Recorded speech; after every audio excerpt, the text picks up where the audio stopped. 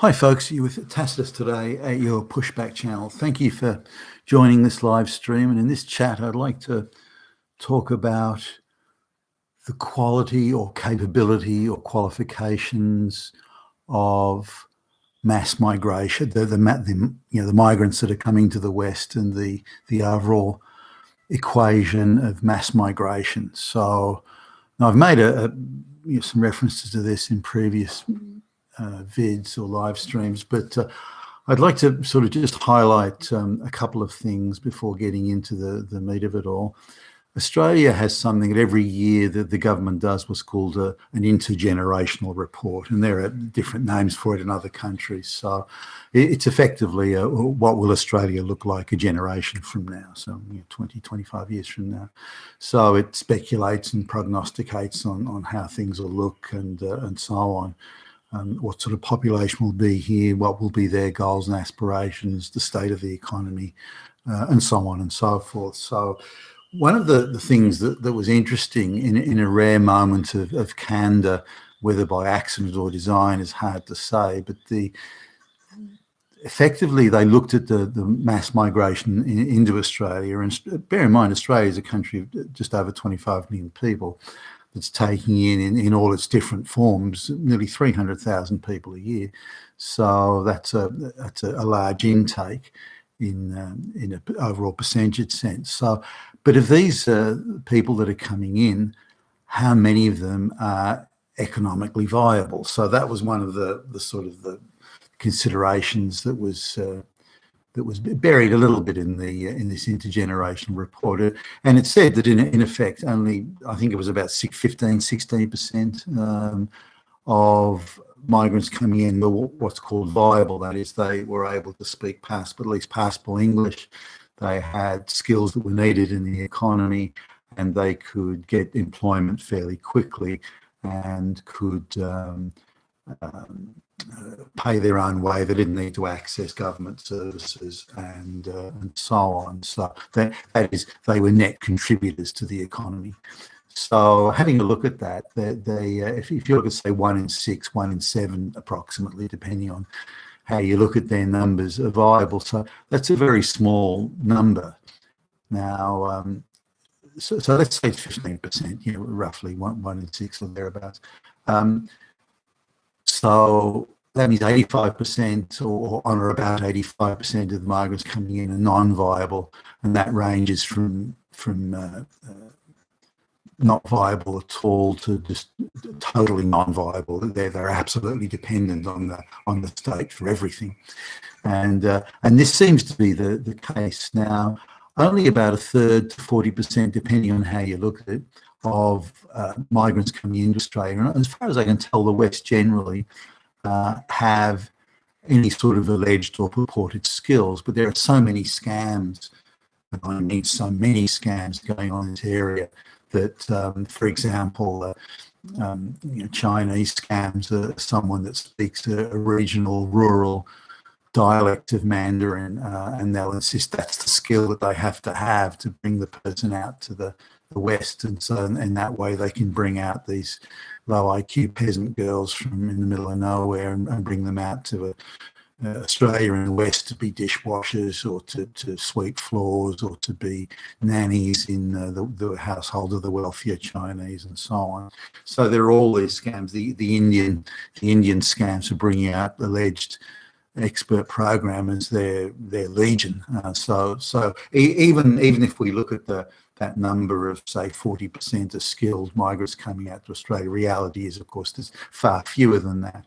And I would say 1 in 6 is even a generous blush. I think it'll be 1 in 20 that's actually in reality skilled. And when I say in reality skilled, they've got needed skills for the economy. It's going to better the economy. It's going to better the country. And by the way, you fully qualified migrants who can contribute to the economy for their needed skills and so on, they should be invited in with open arms. I've got no problem with that.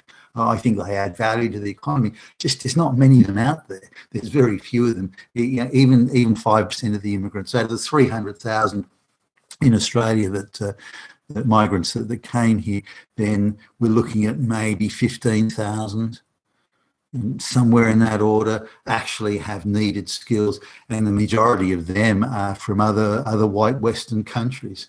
And they're restricting the white Western migration and ramping up the black and brown migration. But once the black and brown migrants come here, they then use the chain migration, or what's known in Australia as family reunion. Now, and then they bring out all their relatives, and they all live off the state. Now, there's a couple of scams going on there. In order to bring out a relative, you have to prove you've got a certain amount of money. But there's scam agencies that run and work for these people, where they get $250,000 deposited in their bank account, and then they can show that as a record to the immigration department. But of course, it's a loan from some gangster people smuggling outfit, and they have to pay them for that privilege. But as soon as the migration department ticks off on bringing out all the other relatives, then that $250,000, $500,000 just magically disappears and goes back to the gangsters. So there's an endless amount of scams that go on here. So the majority of the black and brown people have these vast network of wider families. Also, entire villages will pitch in to try and get one person from the village to go to the west, just so that villager can then bring out their relatives, who in turn bring out their relatives, and then they send brides and husbands or whatever over from the village. Then they can bring their relatives out. So it becomes it's almost geometric, 2 becomes 4, becomes 16, becomes, and so on it goes. It's not an arithmetic, it's geometric once these people start arriving, and most of them, if not all of them, are dependent on the state. So now, if you look at, say migration to Australia when it was primarily coming from West European countries and the United Kingdom and so on, and you look at the manifests of migrants coming through, then there were carpenters, builders, architects, nurses, all people that had qualifications that were at the apex of international standards.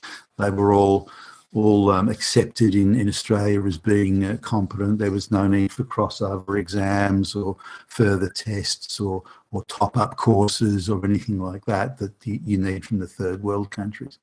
And you see this even in nurses, for example, from, say, the Philippines, that have, in Philippine standards, quite good qualifications, but when they come to a Western country, for example, Australia, particularly if they want to work in the better private hospitals, they just don't code. They're not even close. Now, they may get a job as a trainee nurse in, say, a government hospital, but nothing in the upper end at all. That's the difference in the qualifications that you get in the third world as opposed to the first world. So really, the amount of immigrants coming in have very few skills. Now, it doesn't mean that people aren't needed to clean floors and so on, but the idea of that these are skilled migrants is absolute and utter nonsense. And any migrant that isn't skilled, in my view, should be given a work visa of 1 or 2 years. Any child they may have while they're in the country is not recognised as a citizen or having eligibility for citizenship and that sort of thing. So in that way, the incentive to come to the West is simply to work, not to try and scam citizenship, then bring over your thousands of black and brown relatives and that sort of thing. Now, when white people emigrate to places in the West, Australia, they might bring one relative over later, but that'll be it. Generally, they tend not to bring any relatives over because their other relatives are living in other first world countries. So there's not much motivation or incentive for them to move from one first world country to another. So some will, if their expertise is in particular demand in say in Australia but not in Britain, or in America but not Canada, or something like that. So there's that goes on. But another thing too is that when the black-brown migrants come to the West, some of them, not all, but many of them, work and instead of spending their money locally, they'll be sending their money back to their family in whatever third world country, but at the same time claiming some sort of local benefits and tax dispensation and so on. So in the end, they're even though they might be doing a low wage job here, they're living like hermits so they can send money back. And congratulations to them, by the way. I mean, huge self-sacrifice for the benefit of the family. But the reality is they're of no benefit to the local economy. They're not spending their money here, and they're not integrating, they're not learning the language, and all these sorts of things. So it's again, it's a net loss to the local community. So this is the scale of migration. Very, very few are actually qualified. Again, I'd put it around 5% are properly qualified. Maybe a few more when they do top-up education courses can move into that category. But most of them are illiterate peasants with no qualifications at all, who then bring out their illiterate peasant relatives, all at the expense of the Western taxpayer. So they're producing and creating and delivering nothing into the local economy. Instead, they're a big drag. So this is where I see it. I see it going, and it's interesting to see that intergenerational report where it effectively admits that. Now, having sort of made that admission, or part of an admission, I suppose. Will that affect the attitudes of government to migration, or the type of migration? Not at all. It's not having the slightest effect. The globalists want mass peasant migration from the surplus populations of the world.